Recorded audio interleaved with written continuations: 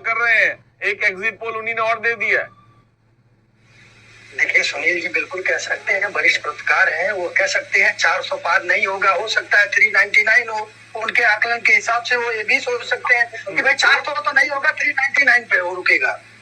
तो ये सबका अपना अपना आकलन है। लेकिन भारतीय जनता पार्टी का एक पदाधिकारी होने के नाते, कार्यकर्ता होने के नाते, हम लोगों का जो इंटरनल सर्वे है, जो इंटरनल आकलन है, उसके हिसाब से हम लोग 400 छू रहे हैं आंकड़ा, एनडीए आंकड़ा छू रही है।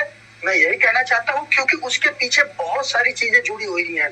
जनता के बीच में जाना, बरसाती मेढक की तरह आना, और जनता के बीच में हर रोज किसी न किसी योजना को लेकर पहुंचना, जनता से डायरेक्ट कनेक्ट करना। भारतीय जनता पार्टी का जो कार्यकर्ता है, वो जनता से, चाहे वो हिंदू हो, चाहे मुस्लिम हो, चाहे सिख हो, चाहे ईसाई हो, हर जाति के धर्म के लोगों से डायरेक्ट कनेक्ट है।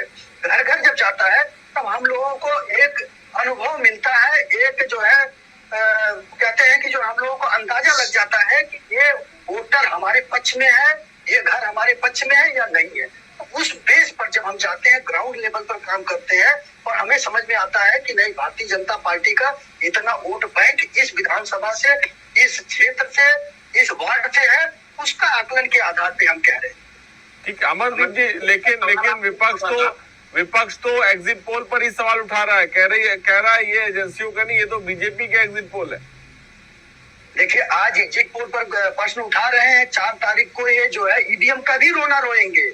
मैं आपको कह रहा हूँ इसी दावे के साथ में, 4 तारीख को कहेंगे तो मोदी जी ने ईवीएम पूरा हैक कर लिया, उसके बाद लोकतंत्र की हत्या भी हो जाएगी। सारी चीज अभी तक जो राहुल गांधी, अखिलेश यादव, सारे विपक्ष वाले मिलकर कह रहे थे लोकतंत्र की हत्या हो जा रही है, ये कर रहे हैं। तो अभी कह रहे थे कि अरविंद केजरीवाल जी को इन्होंने जेल में डाल दिया, और जब बेल पर बाहर आते हैं तो कहते हैं सुप्रीम कोर्ट का बहुत बहुत धन्यवाद है, इस देश के अंदर लोकतंत्र अभी जिंदा है। आज फिर वापसी हो गई।